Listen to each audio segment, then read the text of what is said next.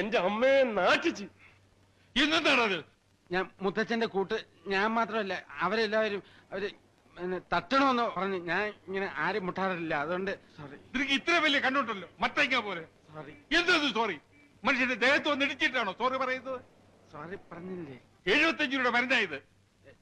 അതെ, കണ്ടാ പറ.